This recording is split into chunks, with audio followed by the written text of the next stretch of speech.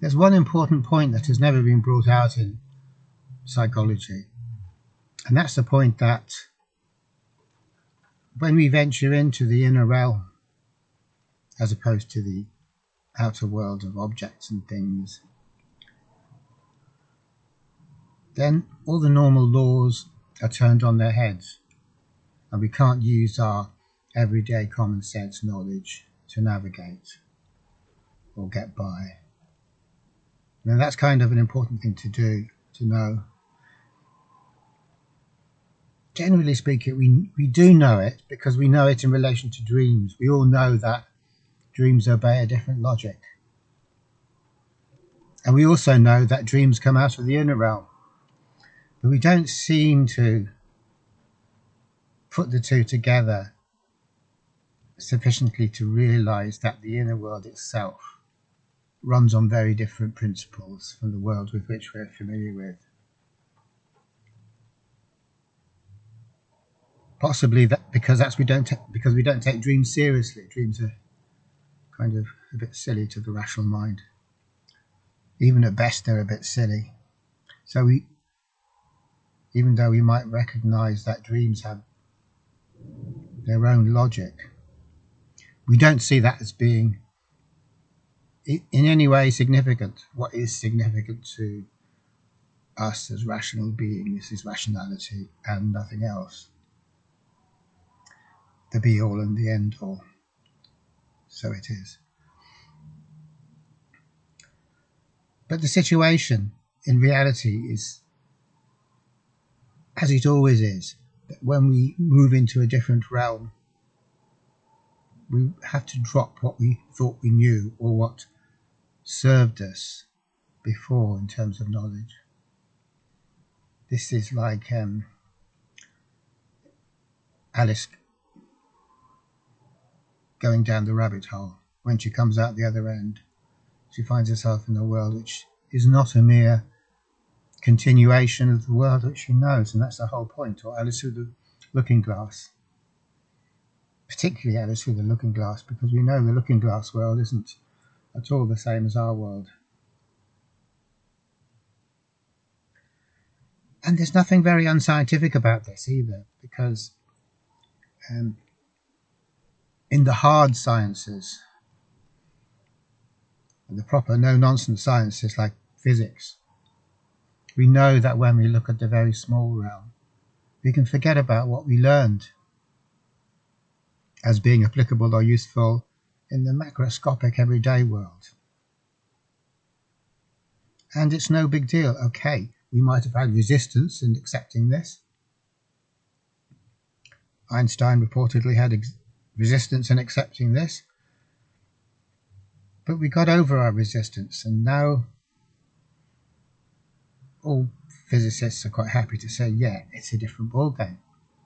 So that's a sign of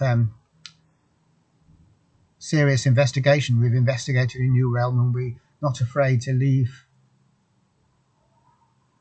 the thinking that belongs to the old realm behind. So this is a very well-known thing in science. Even when we're learning in school, chemistry for example, I remember quite clearly that there is this thing about chemistry. So in England you do your O levels, which is kind of a basic level, and then if you want to, you come back and do the A levels, the advanced levels. And so when we came back after completing our O levels in chemistry, it's like our teacher, I can't remember his name, says words to the effect of, look, you know all that stuff I told you before? Well, forget it, because it's not true. It's just, it's just stuff that, it was just a very simplified way of looking at things. And if you're going to get any further, you have to forget all about it, really. So, for example, we were taught that atoms are kind of like little solar systems, and there's the nucleus, which is a hard lump, and you've got all these little electrons which are whizzing around in orbits, and they're like little moons. It's a nice little picture, and that's why in basic chemistry, that's why it gets used as a teaching aid. But then once you get beyond the basic level, it's like we have to forget the idea that an electron is a little object whizzing around another bigger object.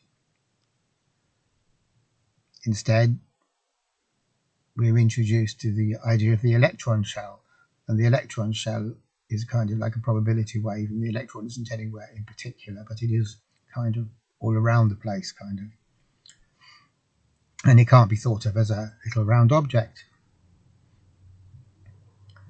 If we want to think about it, we have to think about it as a probability wave.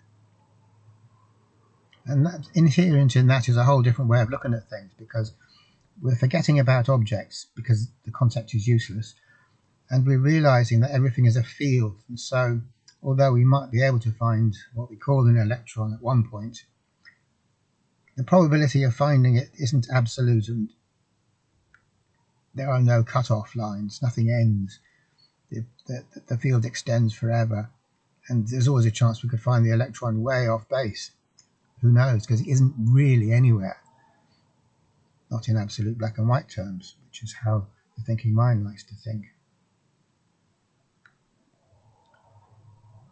So that's one example of how in science we have to drop a simplistic model, which is based on cause and effect and categories and locality and all that very fundamental stuff which we take for granted, and get to grips with a completely new and much more challenging way of looking at things. And with the advent of quantum theory, this became true in a really big way in physics. We really did have to stop thinking about objects. This convenient fantasy that there is such a thing as an object which is located in a particular grid reference of space. Now that works in the everyday world of objects and things. I can see a plant box over there, and I can say it's a plant box, it's an object, and it's located in that specific location. And this way of thinking of things, and I know I'm going on rather a lot about it, serves us in the everyday world. It does not serve us in the world which is the super small world of electrons and protons and all of that, because there are no things and there are no locations. And as we investigate this realm, we're getting closer and closer to understanding that the notion of location is meaningless, and the location of a thing is meaningless, and that's kind of hard for us. But even though it's hard for us, we have to try and kind of get our heads around it as far as we can, because that's, we have to respect the reality of the realm that we're delving into. If we don't, we won't get anywhere. And exactly the same is true for psychology, because when we come into the inner realm, it really isn't a continuation of the outer realm. And good old common sense is not the man for the job at all. He really isn't the man for the job. He's definitely the wrong man for the job. Now, the problem with this is that whenever we find ourselves in a new realm, and we have to forget everything we knew and start from scratch and really work to orientate ourselves, in as much as we are able to orientate ourselves, we're really loath to do that, super loath to do it. And so we have resistance. So what we're more than likely to do is just pretend that the old way of thinking works and carry on using it. And that's exactly what we do in both psychology and mental health. We use the good old mechanical thinking, cause and effect thinking. And we try very hard indeed to apply this way of looking at things to the inner world. We're kind of desperate, really. We're desperately trying to say it works in the face of evidence that it doesn't really. And I'm willing to bet anyone who's had significant mental health difficulties, when they hear some psychologist or some mental health worker going on about what it is you have to do or what helps, I'm willing to bet that there's this feeling that the guy or whoever it is doesn't know what they're talking about. They really don't. Now, whether that awareness stays unconscious or whether we just kind of feel it but don't say anything, doesn't matter. There is this sense that we get that these guys really don't get it. You can't tell them that, though, of course. But there's little advantage in trying to explain it, because if you do, this is one of the whole things about mental health anyway. If you are diagnosed with a mental health disorder, and you try and see someone who isn't diagnosed with a mental health disorder, which is a mental health professional, they're seeing things all wrong, that's not going to go down very well. Basically, you haven't got a leg to stand on, because who's the one who's diagnosed as having a mental health disorder? Who's the one who's diagnosed as being a mental health specialist, an expert and professional? It's an unequal field for conversation, for discussion. Discussion only goes with one way, really. So if I'm the sufferer from some mental health condition, if I don't agree with the mental health professions, that's just another sign of my mental health disorder, generally. And I know no one would like to admit this, but that's the kind of basic dynamic that we're dealing with. And we'd be fools to try and deny that, because it's so manifestly obvious, particularly if you happen to find yourself in the position of a patient or mental health sufferer. What we're really looking at here is a battle of realities. Now, I'm not saying that if I do suffer from mental health, a mental health disorder, that I either like my reality or think that it's anyway good, because clearly I don't. But we're still dealing in a question of a clash of realities. The reality that I perceive versus the consensus reality of all the experts. And because they have all the power, they're going to win. But that doesn't help me, because it's just denying my reality. Of course, I wish it would help, and I wish heartily that by buying into the collective view of things, that will help me, because I want that very much. But in my heart of hearts, I'm likely to suspect that it won't, because I know that I'm denying something that I actually know. Even if they don't know it, I do know it. Even if I can't share it or talk about it in public, I still know it in some way. And this is particularly true in any psychotic illness.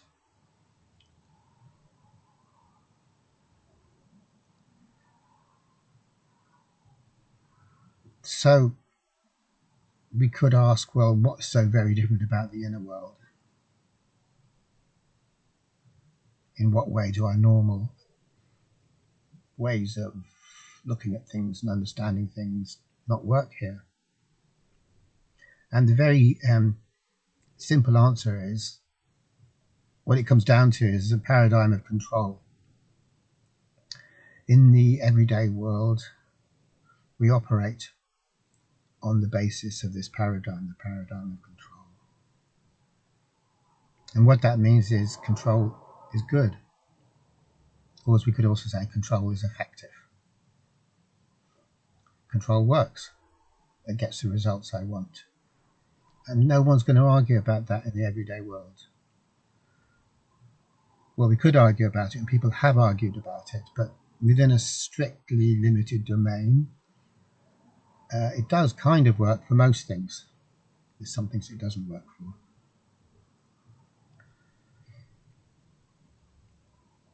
And so within this realm of everyday experiences, we have a kind of model of a human being, the standard model.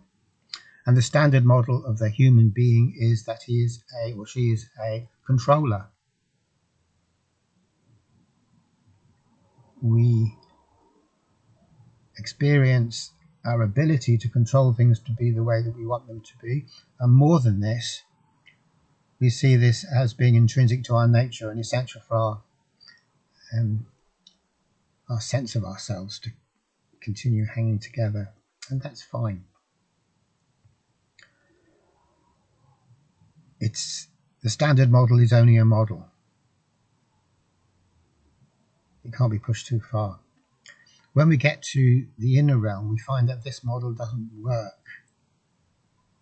And not only does it not work, if we try and operate on the basis that it does work, we make things worse for ourselves. We make things very difficult.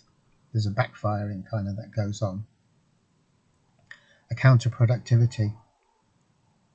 So whenever we take control out of its proper domain and start using it all over the place, no matter what the problem is, heedlessly, we run into this counterproductivity business.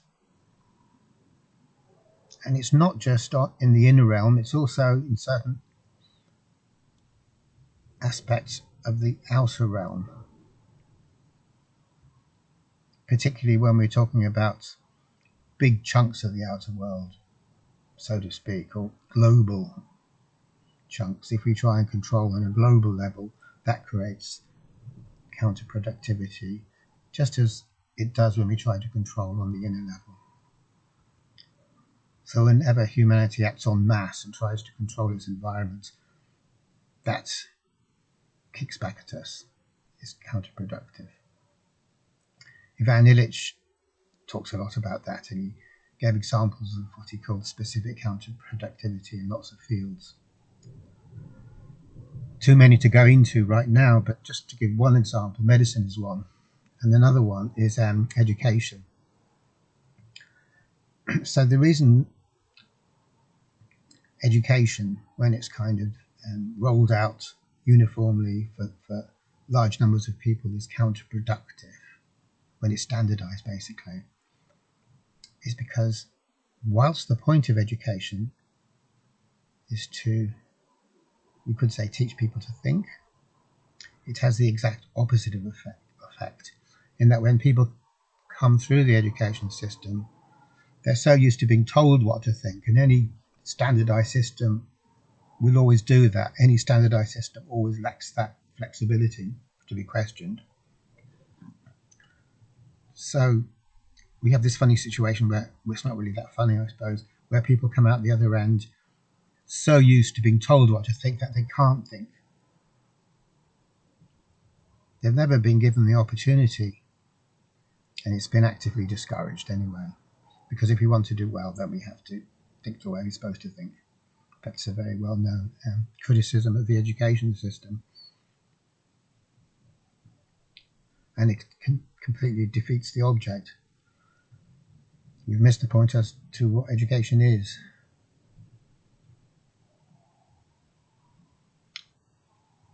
I remember once talking to some guy who just qualified from a local art college, and kind of naively I was saying to him, oh yeah, but that isn't true for the arts, is it? When you're at art college, then your own unique way of looking at things is encouraged and nurtured. And he kind of laughed at me, and he said, no, it isn't. You have to do everything the way they want them to, or you won't get anywhere in art colleges as in the rest of the world. And since I've heard quite a few people say that, there's these unexamined ideas of what art is, and we have to obey them. Otherwise, the people who are marking us or grading us or guiding us will explain to us that we've gone wrong, and we won't be encouraged at all. Essentially, in any collective system, individuality is always going to be repressed, because a collective system cannot handle individuality or uniqueness. It's got no way of dealing with it. It can only deal with regularities, so it turns human beings into regularities. So that's just a little aside to explain the idea of counterproductivity. Counterproductivity also exists on the inner realm when we try to control, because controlling isn't the thing. Now this is interesting because we come down, as I keep on saying, very strongly on the side of controlling. Control. And if you're not controlling correctly, if you aren't getting the right outcomes, then that's either because you're not trying hard enough, or you're giving up too quickly, or you're not using the right tools, you're not controlling in the right way. So our insistence on thinking this or assuming this, because we tend more to assume it and imply it without actually explicitly saying it as such, probably because when we explicitly say it out, it sounds stupid. But we do act on this assumption the whole time. And when we do that, we really aren't helping anyone going through mental suffering. Because without any exceptions at all, trying to control our situation so as to make it better doesn't work in mental health. And the reason is very simple. Trying to control is a positive thing. Philosophically speaking, it's positive, not in the sense of positive thinkers, yay, everything's going to be okay. It's positive philosophically, which means that we're extending what we know, building on the basis of our assumptions as if they're right. We're extending what we know as if it's universally applicable. So here we are, dreadfully threatened and challenged by what's essentially unknown territory. And we're trying to assert what we know, which is what control is. It's the reproduction of what we know and the enforcement of what we know. As if that's going to help us. But it isn't. What is going to help us is the dropping of what we know. And that means not trying to extend the empire of the self or extend the empire of what we understand to be true. And going back to the drawing board, which is, of course, always the hardest thing to do.